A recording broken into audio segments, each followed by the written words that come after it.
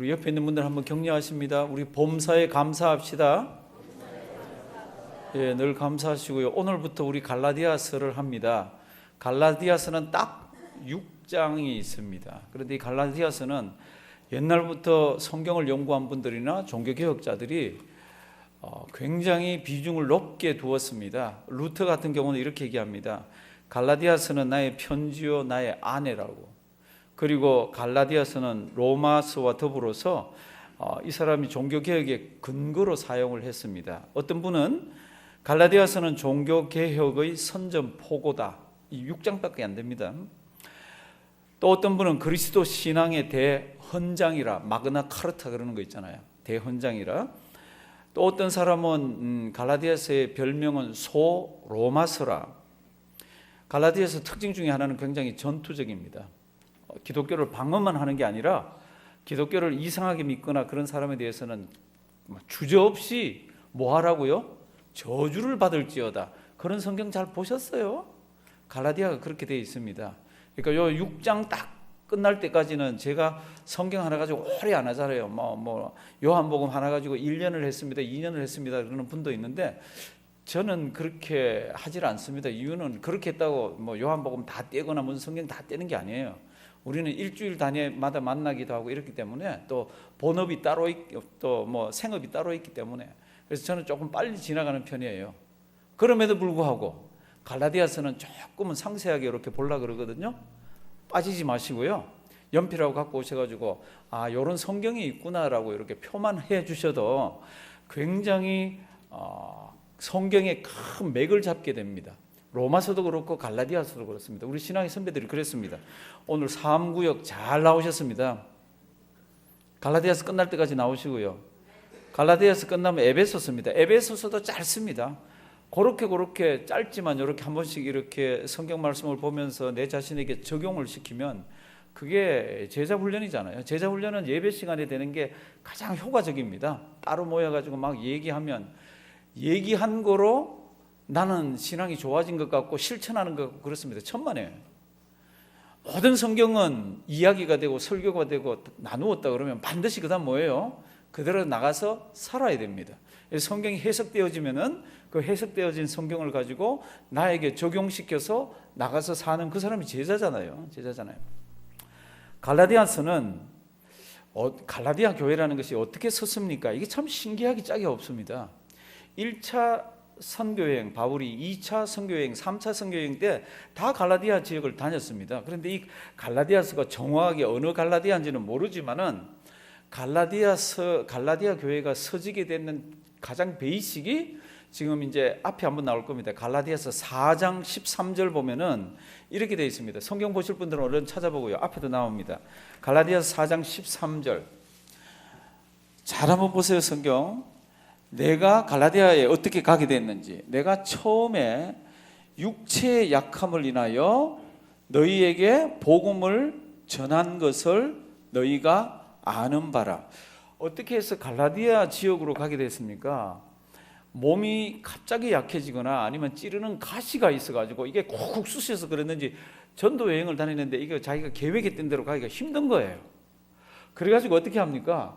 육체의 약함을 인해 가지고 그 어느 지역으로 들어가게 됩니다. 그래서 그 지역에서 그 지역에 처음으로 설교를 하게 됩니다. 전도를 하게 됩니다. 그럼으로써 어디가 섰다고요? 갈라디아 교회가 섰습니다. 이게 왜 이렇게 희한합니까? 사도 바울은 자기의 계획이 있어요. 자기의 루트가 있어요. 저기 가서 전해야지. 그런데 하나님은 갈라디아에 하나님의 백성들을 구원하고 싶어서 육체의 약한 데를 콕 쑤셨습니다. 그게 독감인지 감기인지 아니면 자기 육체의 가시인지 아무도 모르지만은 그래가지고 as you know 이렇게 돼 있죠. It was because of an illness that I first preached the gospel to you. 내가 약한 것 때문에 병 때문에 너희들에게 처음으로 뭐 했다고요? 설교했다고, 복음을 전했다고. 여기 갈라디아 교회가 서게 된 동기예요.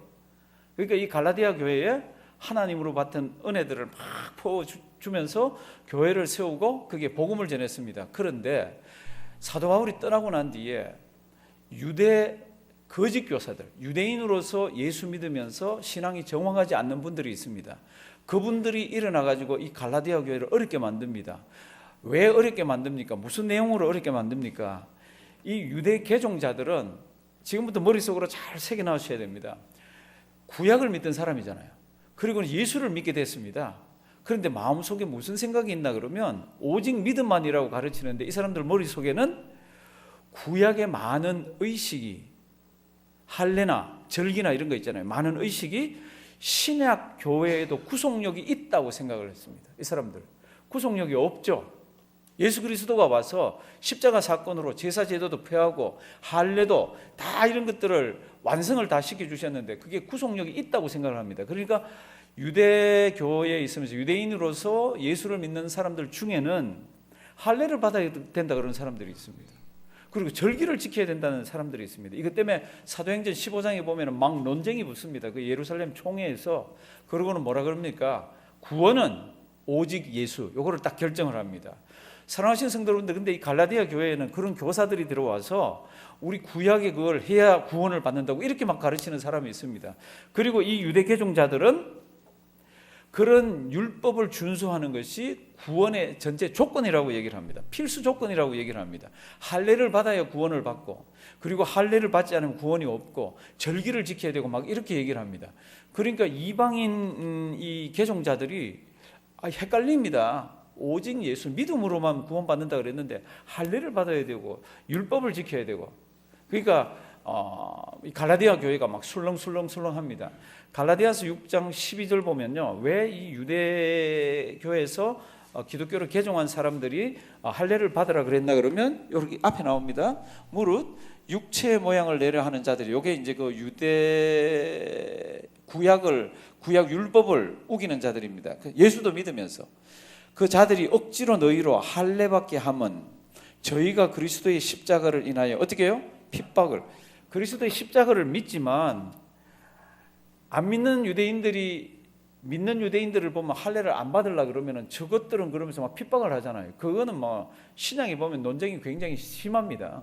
그러니까 그런 거를 피하기 위해서 자기들이 할례를 받으면서 다른 사람들도 할례를 받아야 된다고 얘기합니다. 그러면서 그걸 받아야 구원받는다고 얘기를 합니다. 이게 얼마나 무서운 얘기예요. 그러니까 유대교에서 예수를 믿은 사람들 중에 아까 첫째가 뭐라 그랬습니까? 구약의 의식이 신약에도 이게 효력이 있다고 그러고, 두 번째는 구약의 그런 것들을 지켜야 구원을 받는다 그러고, 세 번째가 뭡니까? 그럼 이건 치명적이에요. 저 바울은 사도가 아니라는 겁니다. 사도의 조건이 뭐예요? 사도의 조건은 예수님께서 세례를 받고 난 그때부터 예수 그리스도를 목격하고 예수 그리스도를 따라다니고, 그리고는 예수님이 십자가에 달려 돌아가시는 것도 목격하고, 그리고는 장사 지냈다가 부활한 것까지 다 목격해야 사도가 됩니다. 12사도 마지막 한 사도 뽑을 때도 기준을 그렇게 둡니다. 그런데 사도 바울은 나중에 예수 믿었잖아요.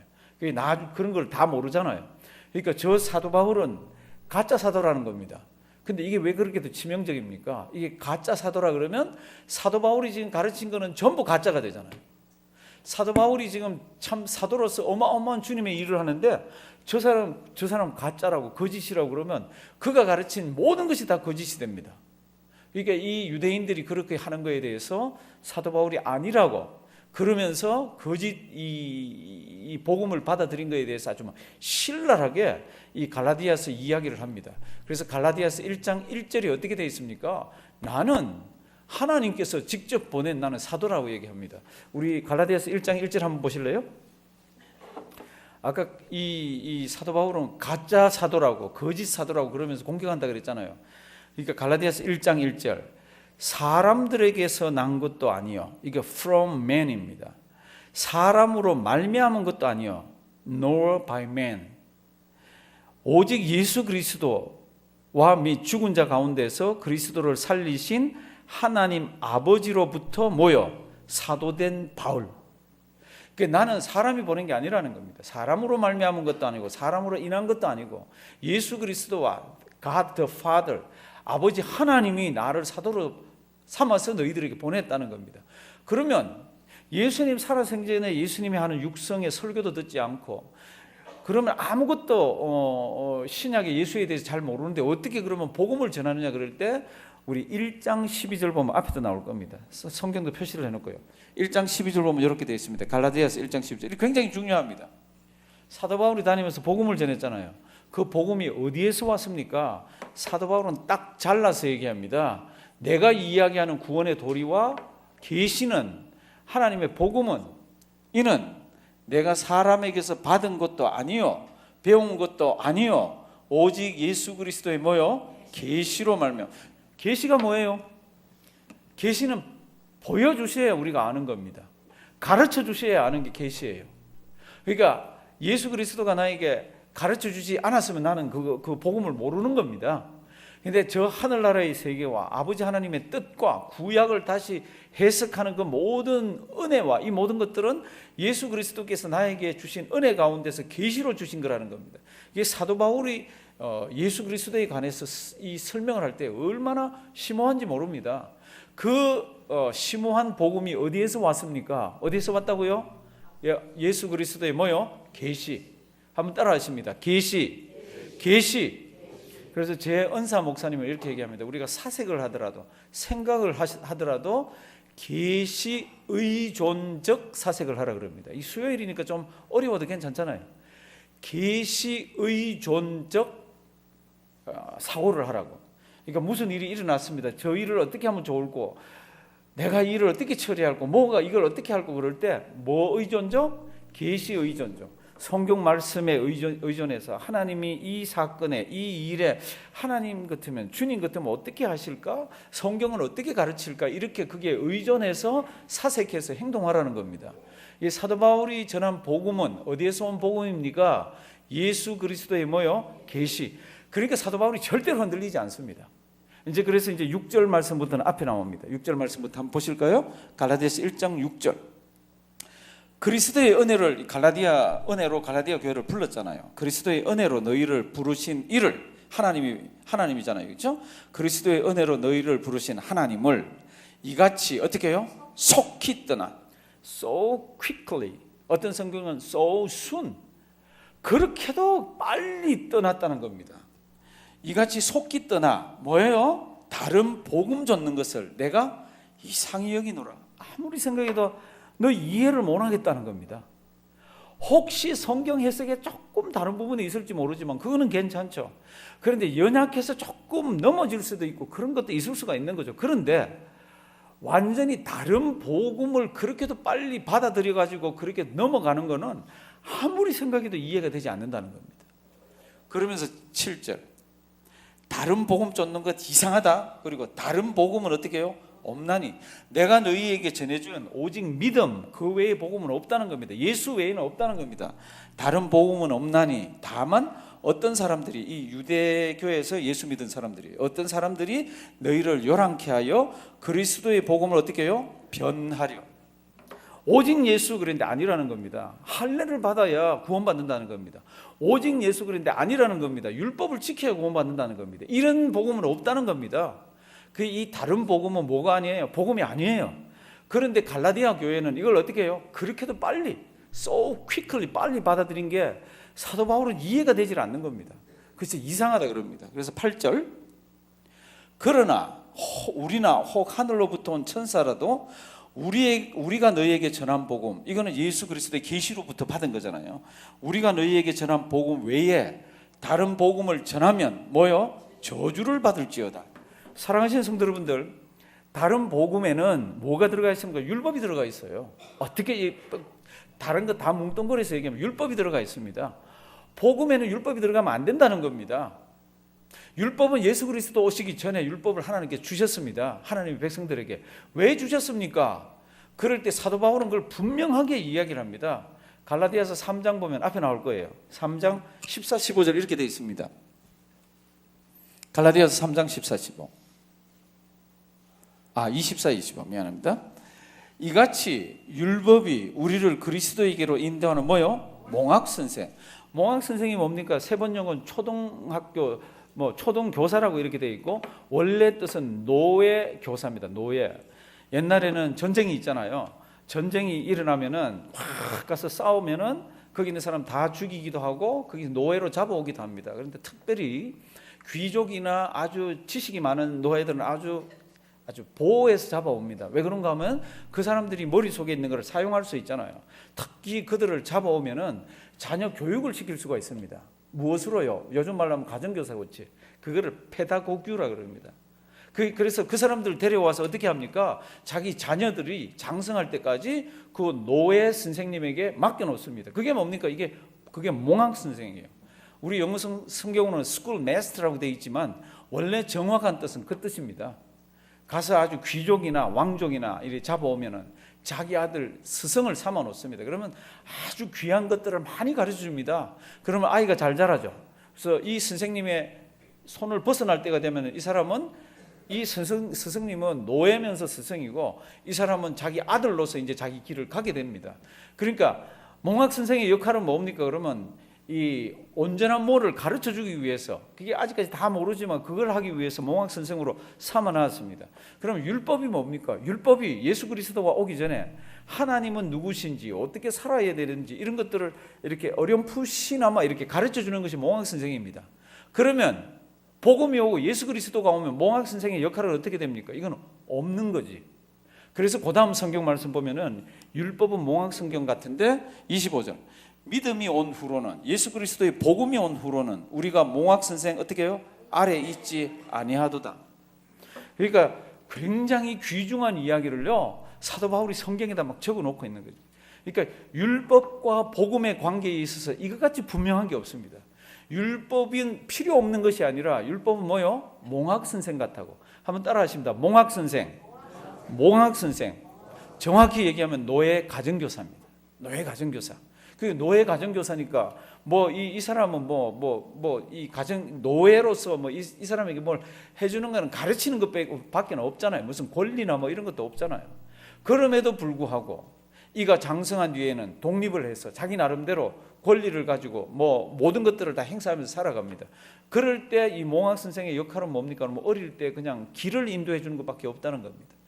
율법의 역할이 뭡니까? 예수 그리스도와 믿음에 관한 그 길로 그냥 인도해 줄 뿐이지 몽학 선생 자체가, 율법 자체가 목적이 아니라는 겁니다. 그러니까 지금 사도 바울이 갈라디아서 1장에서 지금 이 얘기를 하면서 그런 몽학 선생 같은 그런 배움 가운데에서 신앙생활하는 사람들은 뭐를 받을지어다? 저주를 받을지어다. 성경이 이렇게 표현하는 거 봤습니까? 이렇게 격하게 표현하는 거 봤습니까? 우리 이제 다시 7절 다시 한번 보십니다. 다른 복음은 없나니 다만 어떤 사람들이 너희를 요란케 하여 그리스도의 복음을 변하려 함이라. 9절 8절 하늘로부터 한 천사라도 우리가 너희에게 전한 복음 외에 다른 복음을 전하면 뭐요? 저주를 받을지어다. 9절 보십니다. 우리가 전에 말하였거니와 내가 지금 다시 말하노니 만일 누구든지 너희의 받은 것 외에 뭐요? 다른 복음을 전하면 저주를 받을지어다. 무서운 얘기예요. 그러니까 사도 바울은 이게 하나가 분명합니다. 오직 예수 외에는 복음이 없다는 겁니다. 그러니까 예수 외에 다른 것들을 섞어 넣거나 예수 외에 포장을 하거나 이러면은 그거는 결단이 물리치라는 겁니다. 그런데 갈라디아 교회가요 그거를 어떻게 해요? 받아들이고 있습니다. 지금 이게 사도 바울이 얼마나 답답해요. 그러니까 뒤 이야기로 쭉 그런 이야기가 됩니다. 이제 10절 보시면요 이렇게 되어 있습니다. 지금 저주를 받을지어다 그러면 안 된다고 막 격하게 얘기하는 게 그게 자기 인기상 그리고 사람으로는 이렇게 안 좋죠. 이런 얘기 자꾸 하면 싫어하죠. 당신 그렇게 신앙생활을 하면 안 돼요. 이렇게만 해도 싫어하잖아요. 그래서 이제 내가 사람들에게 좋게 하랴, 하나님께 좋게 하랴, 사람들에게 기쁨을 구하랴. 그러면 이렇게 이제 사람들에게 기쁨을 구하면 그렇게 저주를 받을지어다 이렇게 안 해야 되는 거지. 당신들 신앙생활 잘한다고 이렇게 그렇게 해야 되는데 지금 뭐 하고 있어요? 막 책망하고 나무라고 있잖아요. 막 공격하고 있잖아요. 내가 그 일을 하나님의 기쁨을 위해서 한다고 그러면서 뭐라 그럽니까? 내가 지금까지 사람의 기쁨을 구하는 것이었다면 뭐가 아니라고요? 그리스도의 종. 이 종은 둘로스라 그럽니다. 교회 오래 다니신 분들은 알 거예요. 둘로스가 뭡니까? 둘로스는 딱 한 주인을 섬기는 노예입니다. 노예가 두 주인 섬길 수 있나요? 없습니다. 그러니까 사도 바울은 뭐라 그럽니까? 나는 그리스도의 둘로스라고 얘기합니다. 나는 나의 주인이 누구밖에 없다고요? 그리스도밖에 없다는 겁니다. 그런데 그 그리스도가 자기에게 계시로 주신 그 복음을 갈라디아 교회에 잘 전해줬는데 갈라디아 교회가 율법을 받아들여 가지고 막 우왕좌왕하면서 사도 바울의 사도권까지 의심을 하고 다른 복음을 지금 막 믿고 이렇게 있는 겁니다. 그러니까 할례도 받고 막 율법도 지키고 이런 거예요. 사도 바울이 가슴이 터져나갑니다. 그런 거는 복음이 아니라고. 요즘 말로 하면 그런 짝퉁 복음이죠, 그렇죠? 짝퉁 복음. 성경은 이렇게 되어 있습니다. 그런데 교회의 2000년 역사를 보면은 지금 이 갈라디아서가 쓰여진 게 50년 중반이에요. 그러니까 1세기 중반이에요. 예수님 하늘나라 가시고 난 뒤에 한 25년, 6년밖에 안 됐습니다. 그때 벌써 짝퉁 복음이 나와가지고요. 예수 그리스도의 복음을, 믿음을 막 변질시키고 있는 거라. 성도 여러분들, 이게 얼마나 무서운 이야기인지 모릅니다. 뭐가요? 이런 다른 복음, 짝퉁 복음. 혹시 우리가 살면서는 뭐 짝퉁을 갖고 있을 수도 있죠. 뭐 갖고 있으면 어때요? 그런데 뭐는 안 돼요? 복음은 안 됩니다. 한국 사람들은요, 전 세계에서 짝퉁 복음을 제일 많이 가지고 있는 민족입니다. 얼마나 정교하게 만드는지 모릅니다. 제가 신천지 때문에 한번 들어가서 그 신천지 교주가 설교하는 걸 들어봤습니다. 이분이 80이 훨씬 넘었는데도요, 얼마나 달변인지 몰라요. 뭐 그냥 떠듬떠듬 뭐 조금 이렇게 얘기하면서 가는데 얼마나 설득력이 있는지 몰라요. 근데 잘 들어보면 자기 본인이 하나님의 은혜를 많이 받아서 다른 사람은 모르는 하나님의 계시를 받아서 지금 이 우리 신천 신지를 이루어가는 이 신천지 뭐 이 장막을 지금 끌고 가는데, 그런데 호까닥호까닥 넘어가게 되어 있습니다. 왜 그렇게 넘어갑니까? 워낙 짝퉁을 잘 만들었어. 지금 뭐 16만 명, 20만 명 그러고 그럽니다. 그 사람들이 대한민국 사람이 바본가요? 아니에요. 근데 전 세계에서 복음의 짝퉁을 가장 잘 만드는 민족이 어느 민족입니까? 우리 대한민국입니다. 좀 오래전에 이태리에 명품 가방을 만드는 사장님이 한국에 왔습니다. 그래서 이제 그 업체 관계자가 그분을 모시고 이태원에 있는 어떤 그거를 만드는 공장은 아닌 것 같아요. 가게에 데려갔습니다. 거기에 나온 물건 2개를 딱 내놓으면서, 사장님, 요게 하나는 사장님 회사에서 만든 거고 요거는 한국에서 만든 겁니다. 그러고는 맞추게 합니다. 그랬더니 이 사장님이 한참 보더니 빙그레 웃는 거예요. 왜 빙그레 웃을 거예요? 자기가 자기 회사 제품의 재질, 디자인, 품격 뭐 이런 걸 다 알기 때문에요. 이런 것쯤이야. 그러고는 빙그레 웃고 하나를 썩 접어들었습니다. 그날 이태원은 난리가 났습니다. 왜 난리 났게요? 짝퉁을 들은 거라. 한국 사람들이 그만큼 교묘하게 짝퉁을 잘 만듭니다. 그 짝퉁은 그렇게 만들어 팔 수도 있고 살 수도 있고 쏘을 수도 있지만 성도 여러분들 쏘가서 안 되는 게 있잖아요. 그게 뭐예요? 복음입니다. 복음입니다. 정말로 전율을 느끼게끔 무서운 짝퉁에 관한 게 뭡니까? 그러면 요한계시록 13장에 나옵니다. 적그리스도가 등장하잖아요. 그럼 적그리스도에 대해 설명이 많지 않아요. 성경이 뭐 그는 어떻게 생겼다, 어떤 놈이다, 뭐 이런 게 없습니다. 그놈이 하는 짓거리 보면은 그놈이 교회 다니는 사람들을 미혹하는데, 하늘에서 불이 땅에 떨어지게, 그냥 불이 아니에요. 큰 불이 하늘에서 땅에 떨어지게끔 이렇게 한다 그랬습니다. 그랬더니 예수 믿는 사람들도 그거 막 쫓아가는 거 있잖아요. 짝퉁이에요, 짝퉁 아니에요? 적그리스도가 하늘에서 큰 불이 확 떨어지게 하는 게 짝퉁이에요, 짝퉁 아니에요? 짝퉁이잖아요. 참 무서운 시대를 우리가 이제 살아가게 됩니다. 열왕기상 18장에 보면은 엘리야가 이제 불시합을 하잖아요. 바알 아세라 450명, 400명, 850명하고 막 하늘에서 불이 떨어지는 신이, 떨어뜨리는 신이 진짜 신이라고. 그래서 나중에 엘리야가 막 기도를 하니까 진짜로 불이 떨어졌습니다. 그랬더니 그 백성들이 뭐라 그럽니까? 여호와 그는 하나님, The Lord, He is the God. 이렇게 막 엎드려가지고 여호와 그는 하나님이라고. 왜요? 불이 하늘에서 떨어졌으니까 막 엎드려가지고 그때야 진짜 신이 하나님이라고 알면서 섬기게 되는데, 우리가 그리고 우리의 자녀들이 신앙생활하는 어간에 누군지는 모르지만 어떤 일이 있는지 모르지만 적그리스도가 나타나서 하늘에서 불이 확 떨어지게 하는데, 큰 불이 떨어지게 합니다. 누가요? 적그리스도가. 이거 어떻게 분별해낼래? 그러니까 사랑하시는 성도 여러분들, 어떤 외적인 무엇으로 우리 믿음을 판단하고 따라다니면 큰일 납니다. 그래서 제가 늘 부탁드리는 게, 가능하면 우리 교회 밖에 성경 공부나 가능하면 뭐에는 가시지 말라 그러는 게, 처음에는 모릅니다. 제가 신학을 하면서도 이상한 집회가 있다 그래서 교회 허락을 받고 제가 가봤습니다. 첫째 날, 둘째 날, 셋째 날 교회에서 설교하는 거하고 거의 같습니다. 거의 똑같습니다. 넷째 날, 다섯째 날 가는 게 굽기 시작하더라고. 싹 굽기 시작하는데 마지막에 싹 가니까 왜 안식일을 지켜야 되는지, 주일 말고 왜 안식일, 이렇게 싹 몰고 가는데 벌써 3일, 4일째 거기 집회에 참석했던 분들은 설딱 다 넘어가 있는 거예요. 어머, 그럼 우리도 안식일을 지켜야 되나? 우리 교회는 주일을 지키는데 그럼 우리가 나와서 이 교회를 가야 되나? 벌써 막 흔들 이렇게 막 갈대 흔들리듯이 그러더라고. 사랑하시는 성도 여러분들, 정말로 이제는 진짜 하나님 앞에 기도하면서요, 무엇이 하나님 앞에서 바른 것인지 잘 생각하면서 신앙생활을 하셔야 됩니다. 이적과 기사를 보면서 따라가면 큰일 납니다. 왜요? 그거는 얼마든지 귀신들도 합니다. 모세가 지팡이를 가지고 던졌잖아요. 뱀이 됐습니다. 그 성경 그 다음에 뭐라고 되어 있습니까? 바로의 술객들도 지팡이를 던졌습니다. 그랬더니 뭐가 됐어요? 뱀이 됐습니다. 다 해요. 그런 거 다 해. 그런 거 보고 따라다니지 말고요, 그저 교회에서 나오는 입안만 먹어 소외시키기도 제 벅찰걸요. 우리 주일날 설교 있죠.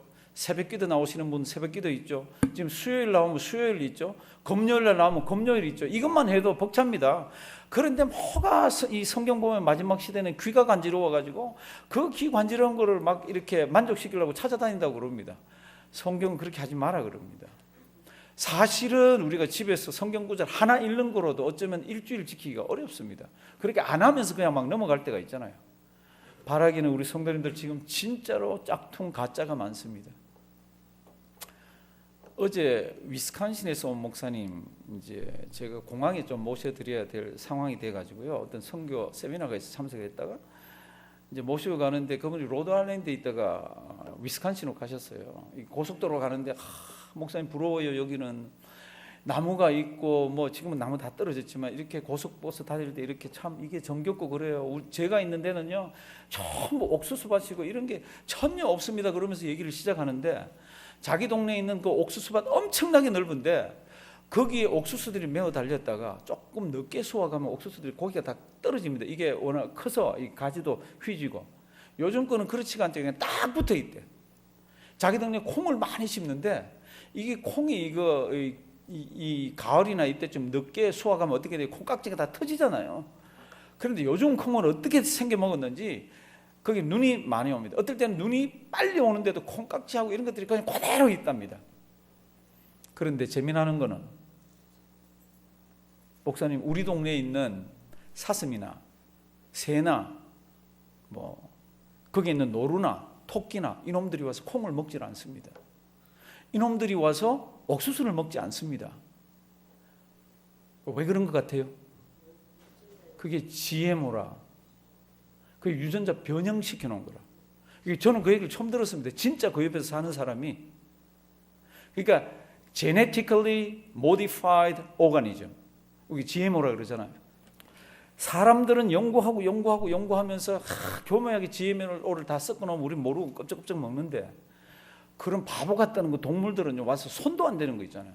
왜 그런지는 모르겠어요. 근데 그분은 그러더라고. 그냥 그런 것들은 손은 안 댑니다. 동물들이. 그 부분에 있어서는 동물들이 지혜롭죠. 저는 그 얘기를 하려고 그러는 게 아닙니다. 우리 앞에도 이렇게 복음이 genetically modified, 이렇게 변형된 복음들이 있을 때는 껍적껍적 먹으시면 안 되는 거 있잖아요. 어머 너무 재밌어. 어머 내 못 들어보던 성경 해석이야. 어머, 그렇게 절대로 하지 말라고 그럽니다. 잘못하다가는 이런 왜곡된 복음을 받아들일 수도 있고. 이게 사도 바울이 갈라디아서를 쓰면서 처음부터 끝까지 흘러가는 데를 가만 보면은 오직 믿음이에요. 율법은 몽학 선생같이 우리를 인도해서 필요하다고 그럽니다. 율법 필요하다. 그러나 구원 얻는 데는 율법은 아무 소용이 없다. 구원 얻는 데는 누구만? 예수만. 우리 한인 동산 장로교회 성도 여러분들 진짜 예수 잘 믿기 바랍니다. 예수 잘 믿는다 그럴 때 내용이 뭡니까? 다른 거는 몰라도 내가 가지고 있는 성경책, 내가 믿는 성경책 이 내용대로 살고 이 내용과 조금 다르거나 이상하거나 하면은 쳐다보지도 말고 짜릿짜릿한 뭐가 있다 그래도 가지도 말고 성도 여러분들 늘 좋지 못한 거는 짜릿짜릿함이 없으면 그게 사람들이 모이질 않습니다. 그러니까 어떨 때는 밋밋할 수도 있고 어떨 때는 아무것도 아닌 것처럼 보이지만 그게 피가 되고 살이 되는 우리 믿음의 찌개 백반 같은 역할을 합니다. 오늘도 부탁드립니다. 갈라디아서가 이제 시작이 됐어요. 우리 갈라디아서 길지 않다 그랬습니다. 우리 가능하시면 우리 다 같이 나오셔서 우리 귀한 하나님의 은혜 나누고 또 깨닫는 시간 되기를 주님의 이름으로 부탁드립니다.